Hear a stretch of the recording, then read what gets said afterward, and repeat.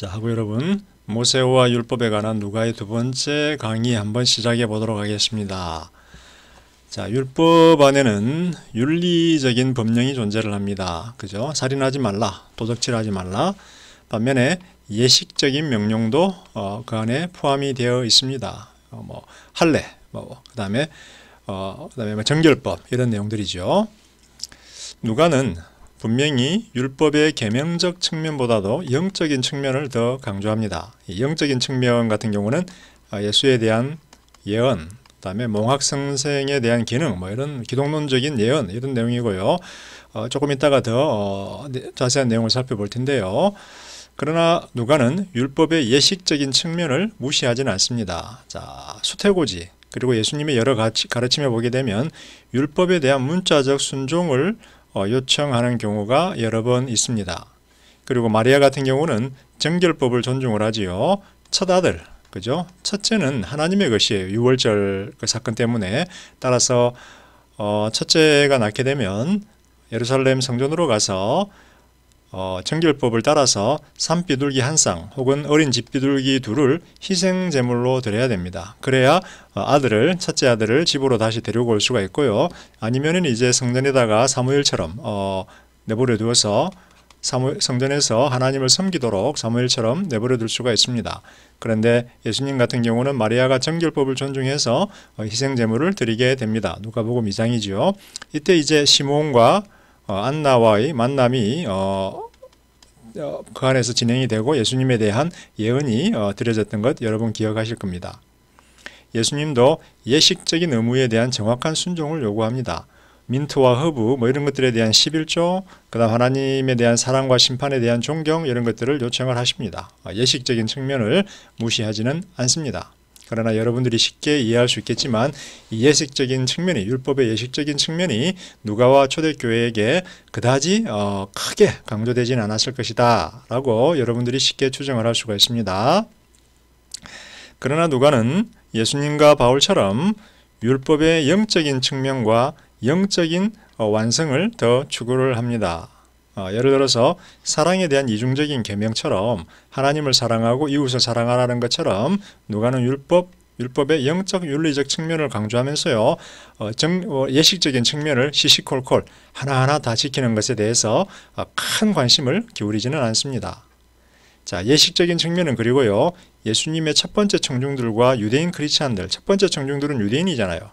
그래서 유대인 크리스찬들만을 위한 것으로 강조를 합니다. 그래서 첫 번째 유대인 출신 크리스찬들은 성전에 가서 예배도 드리고요. 하나님께 제물도 드렸습니다. 그리고 정결법도 지켰지요. 그러나 이방인 크리스찬들에게는 이런 내용들을 요구하지 않았다. 다시 말하면 사랑과 같은 근본적인 율법의 본질은 필수적으로 지켜야 했지만 예식적인 측면은 선택적이었다.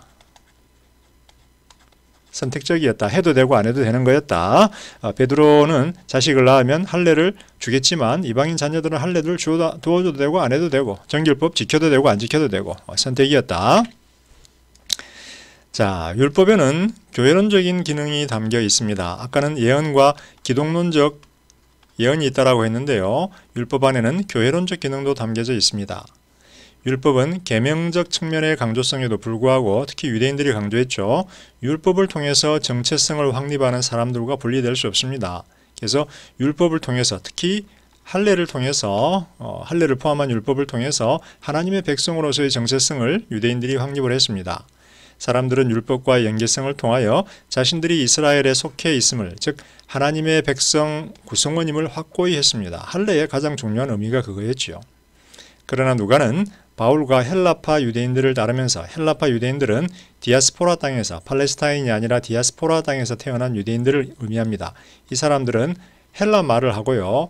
헬라식 교육을 받았습니다. 따라서 팔레스타인 땅의 유대인들보다도 더 열린 마음이 있었고 이방인들과 잘 지내려는 경향을 가지고 있었습니다. 더 리버럴했겠죠.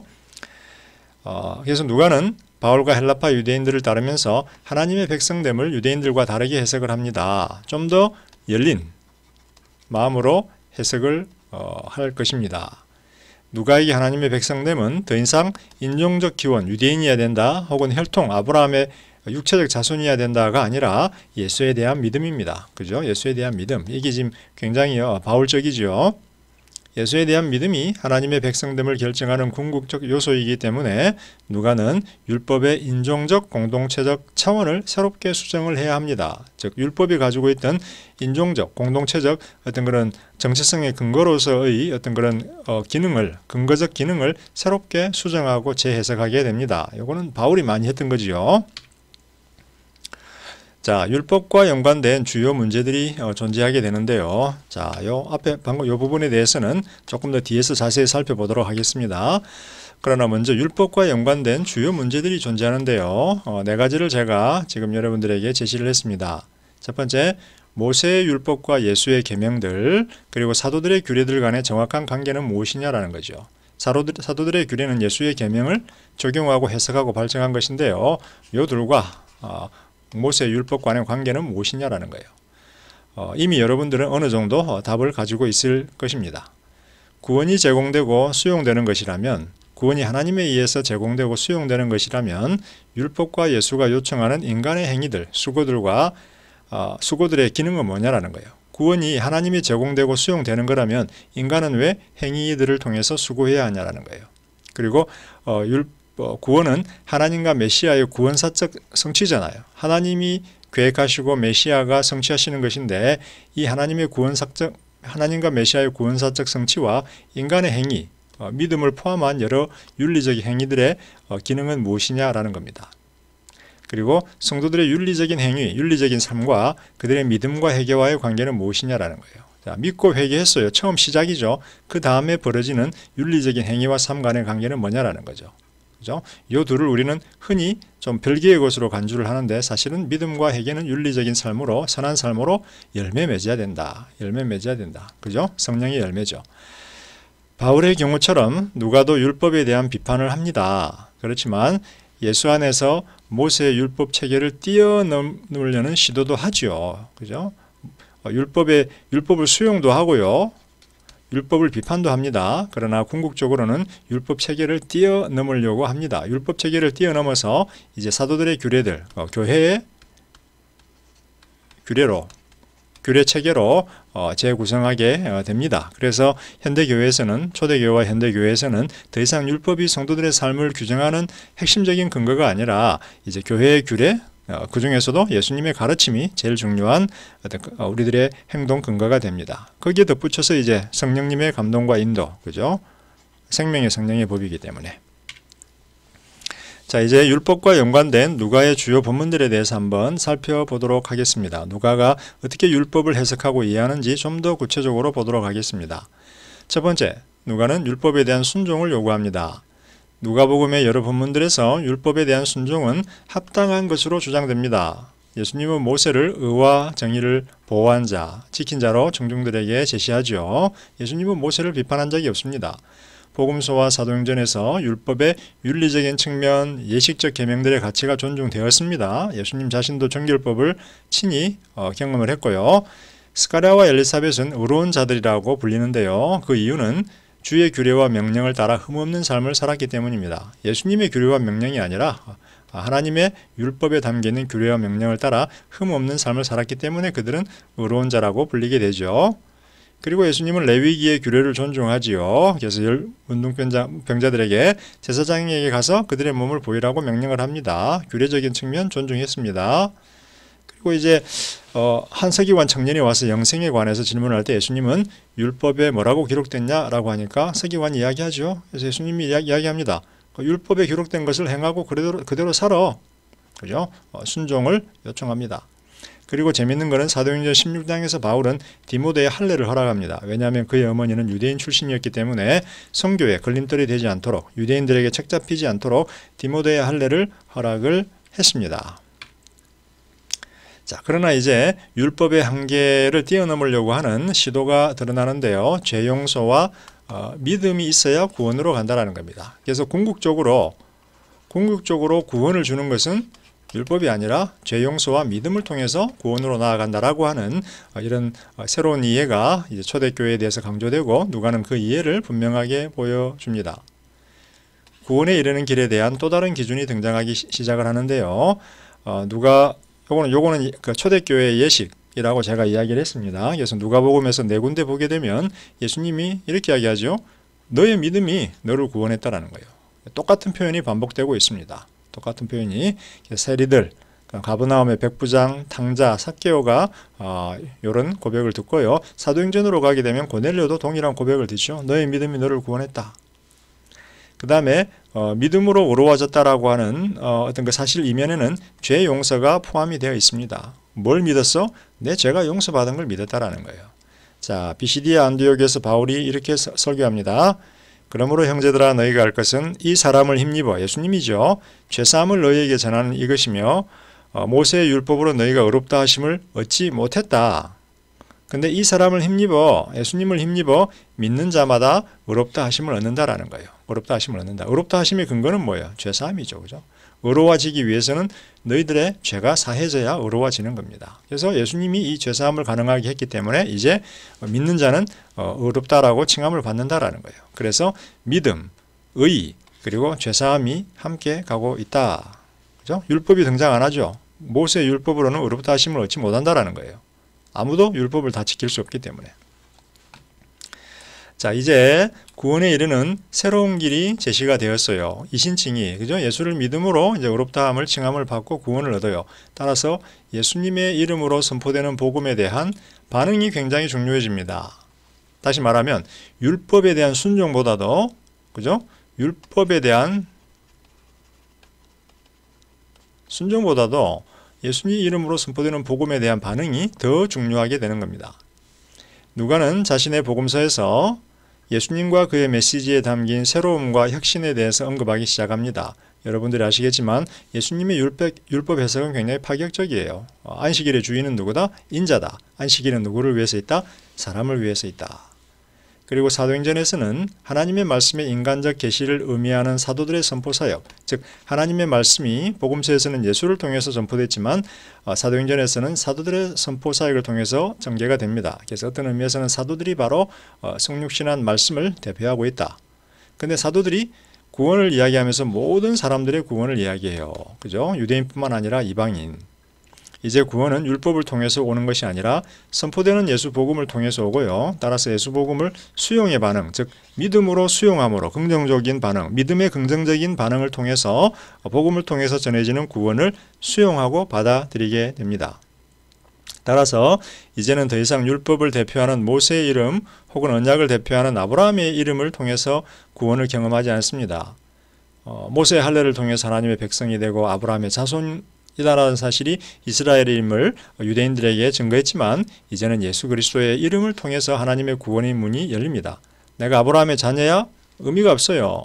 내가 모세의 어떤 그 후계자야? 모세를 따라 의미가 없어요. 예수 그리스도를 믿지 않으면 의미가 없다. 구원의 문이 열리지 않는다라는 거예요. 따라서 잘 믿기 위해서는 복음이 제시하는 구원을 경험하기 위해서는 잘 들어야 합니다. 성실하게 잘 들어야 그 내용을 깨닫고 이해할 수가 있습니다.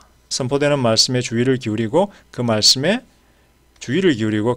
의미를 굳게 붙들어야 합니다. 그래서 사도행전 16장에 보면 리디아, 자주장사 리디아가 등장을 하는데요. 빌립보에서 복음을 바울이 전하니까 리디아가 어떻게 했다? 주의 깊게 들었다. 잘 들었다라고 이야기합니다. 리디아가 주의 깊게 듣고 잘 듣고 나서 그 다음 믿었다. 잘 들은 후에 믿었고 그와 그의 가정이 구원을 받았다라는 겁니다. 그래서 복종적인 들음이에요. 복종적인 들음. 잘 듣는다라는 것은 말씀을 듣고 그 내용에 순종한다라고 하는 복종적인 들음이에요. 복종적인 들음은 믿음과 해결하는 반응을 가져옵니다. 요거는 바울이 로마서 1장 5절에서 이야기하는 믿음의 순종이라고 하는 의미와 동일합니다. 동일한 개념입니다. 복종적 들음. 그냥 듣는 게 아니라 순종하겠다라고 하는 마음을 가지고 듣는 겁니다. 자, 누가가 율법에 관해서 칭찬하고 율법의 여러 가지 규례적인 것들, 그 다음에 영적인 내용들에 대해서 긍정적으로 반응을 하고 있습니다. 예수님도 마찬가지고요. 그런데 조금 굉장히 중요한 본문들에서 율법에 대해서 누가가 침묵을 합니다. 율법을 언급하지 않는다라는 거예요. 자, 하나님, 구원, 그리고 기독교 윤리에 대한 가르침을 담고 있는 여러 본문들에서 율법이 언급되지 않고 있어요. 이 말은 율법의 중요성이 이제 다소 하락했다라는 것이고 이런 하나님 구원 기독교 윤리에서 율법이 차지하는 역할이 감소했다라고 하는 것을 의미를 합니다. 그죠? 여러분 중요하지 않게 생각하는 것에 대해서는 잘 언급을 하지 않죠. 예를 들면 핍박 시 기독교인들의 자세, 어떻게 해야 될지, 돈에 대한 윤리, 성만찬 등에 대한 가르침은 예수님의 말씀이나 비유를 통해서 전달이 되고요. 사도행전의 여러 이야기들을 통해서 그 이야기 속에 성령님의 등장, 예수님의 등장을 통해서 전달이 되고 있습니다. 그런데 이런 크리스찬들의 기독교 윤리에서 모세의 율법은 언급되지 않고 있다는 겁니다. 그죠? 그리고 산상수훈, 사실 이제 마태복음은 산상수훈인데 누가복음의 경우는 평지에서 예수님이 그 산상수훈을 가르침을 전달합니다. 그리고 예수님의 고별설교, 그리고 사도행전의 결론부 등이 사실상 모세의 율법을 대체하는 것으로 보여요. 특별히 이제 산상수훈 같은 경우는 세법, 예수님이 전달하는 새 가르침이 전달이 되고요. 이 세법과 새 가르침은 율법을 대체하는 것으로 보입니다. 율법을 뛰어넘는 거죠. 자, 율법에 대한 침묵뿐만 아니라 이제 비판도 등장을 하기 시작을 합니다. 누가의 저술에서 바울의 저서에서 보여주는 충격적인 강도처럼 율법을 상대화시키거나 직접적으로 비판하는 경우는 매우 드뭅니다. 바울 같은 경우는 굉장히 율법이 무용하다라고 하는 것처럼 율법이 죄를 증가시켰다. 로마서 7장 그죠? 율법이 죄를 증가시켰다. 율법은 약속이 오기 전까지만 효과적이다. 이런 식으로 굉장히 좀 바울은 충격적으로 선포를 하지만 누가는 그 정도로 비판하지는 않습니다. 그러나 율법을 낮추지 않고 율법을 직접적으로 비판하지 않지만 구원사의 전개 단계에 따라 율법의 기능을 축소하는 어떤 경향이 존재합니다. 그래서 누가복음 16장 17절까지 보게 되면 누가는 이 사실을 굉장히 강조하죠. 율법과 선지자는 요한의 때까지다라는 겁니다. 그 후부터는 하나님 나라 복음이 전파되어 사람마다 그리로 침입한다. 예수님의 가르침이죠. 율법과 선지자 요한의 때까지라는 거예요. 그 다음은 하나님 나라 복음. 요거는 바울의 갈라디아서의 몽학 선생으로서의 율법의 기능과 굉장히 유사하다. 일시적이고 시간적이다. 율법에 관한 직접적인 비판이 딱 한 번 등장을 하는데요. 사도행전 15장 10절 예루살렘 공의회죠. 예루살렘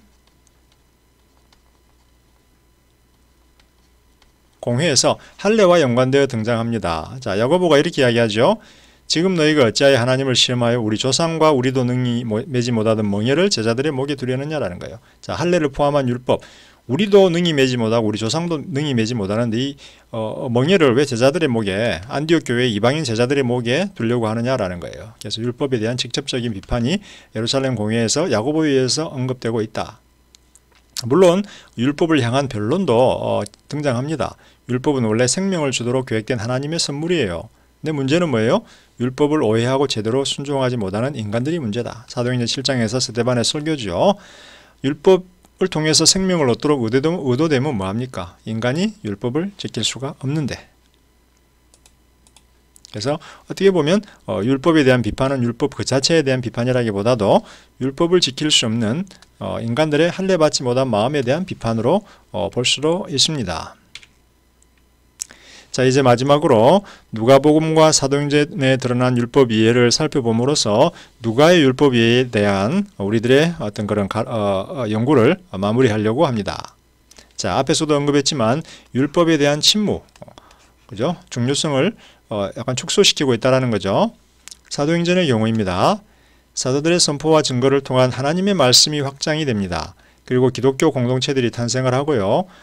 경건한 자들과 이방인들을 위한 교회가 탄생하고 발전하는 모습이 등장을 합니다. 이를 통해서 누가는 시간의 흐름에 따른 첫 성도들의 삶의 모습을 상세히 묘사합니다. 그래서 특별히 사도행전 2장과 4장에 보게 되면 초대교회가 어떤 일들을 행했고 성도들이 어떻게 살았는지 그 삶의 모습을 자세히 묘사를 하고 있습니다. 근데 사도행전에서 율법은 누가복음에서보다도 더 배제되고 침묵으로 대응됩니다. 율법이 언급이 안 돼요. 교회에서 성도들의 모임에서 율법의 기능이나 중요성이 언급되지 않고 있다.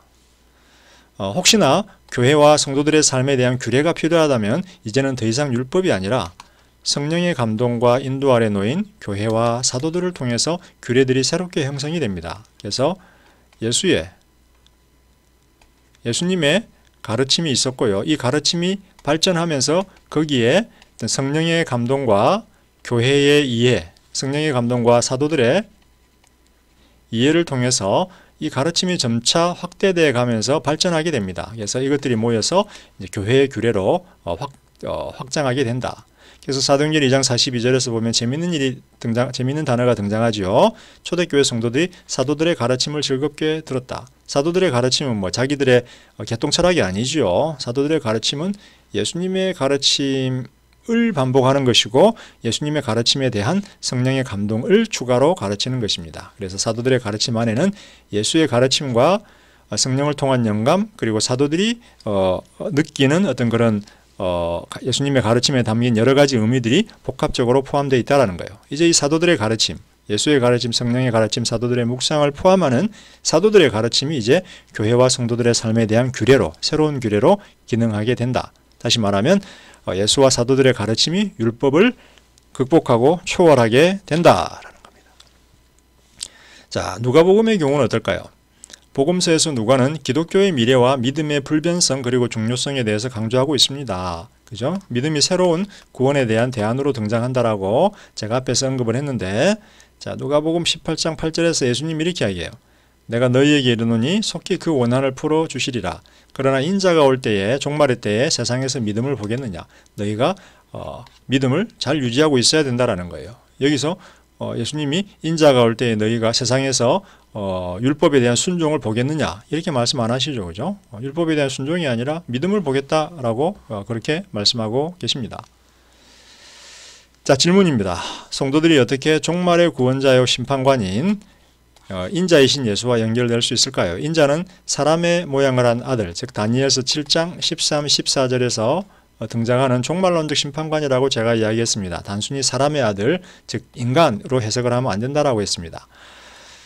자, 성도들이 종말의 심판관 인자이신 예수와 연결되려면 그를 향한 믿음 안에서 살아야 됩니다. 그죠? 믿음을 보겠다라고 했으니까 믿음 안에 거해야 돼요. 근데 믿음 안에서 산다라는 것은 내가 예수님을 믿습니다라고 하고 불의한 삶을 사는 게 아니라 특정한 형태의 윤리적인 삶의 모양대로 살아야 돼요. 특정한 형태의 윤리적인 삶을 살아야 돼요. 자, 사도행전에서와 마찬가지로 복음서에서도 성도들의 신앙적인 삶과 행태에서 율법과 그 안에 담긴 계명들이 절대적인 권위를 소유한 것으로 소개되지 않아요. 그러니까 특정한 형태의 윤리적인 삶을 살아야 되는데 이게 신앙적인 삶과 행태인데 이 특정한 형태의 윤리적인 삶이 율법을 따르는 삶이 아니라는 거예요. 대신 이 윤리적인 삶은 성령을 따르는 삶이고 성령의 열매를 맺는 삶이죠. 이게 지금 바울의 관점인데요. 근데 성령에 따르는 삶, 이게 바로 사도행전에서도 반복돼서 등장을 한다라고 하는 거예요. 그래서 성령을 통한 살아있는 윤리, 살아있는 가르침이 바로, 물론 이제 성령의 가르침은 예수의 가르침을 새롭게 이야기해 주죠. 그래서 예수의 가르침에 근거한 성령의 영감, 그리고 그 영감에 근거한 사도들의 이해, 앞에서 말씀했던 사도들의 가르침, 이것들을 포함한다라는 거예요. 그래서 율법이 아니라 예수와 성령 그리고 사도들의 가르침에 근거한 윤리적인 삶이 이제 믿음을 따라 사는 삶이다라는 거예요. 따라서 믿음과 윤리적인 삶은 분리될 수가 없는 거예요. 믿음은 선한 삶으로 표현되어야 한다라는 거예요. 이 두 가지가 다른 것이 아니라 시작은 믿음으로 시작하지만 그 과정은, 결과는 선한 삶으로, 열매 맺는 삶으로 나아가야 한다라는 겁니다. 이런 면에서 믿음은 단순한 교리적인 어떤 그런 동의라든지 불변하지 않는 마음이 아니라 적극적인 삶으로서 표현되는, 선한 삶으로 표현되는 어떤 그런 역동적인 개념이다라고 하는 걸 우리가 알 수 있습니다. 자, 율법의 재해석이 들어가야 되는데 내용이 조금 많네요. 그래서 시간이 이미 이제 24분에 도착했기 때문에 여기서 저희가 두 번째 동영상을 멈추고요. 율법의 재해석 부분은, 그리고 나머지 부분은 세 번째 동영상에서 한번 진행해 보도록 하겠습니다. 여러분 잠시 후에 뵙겠습니다.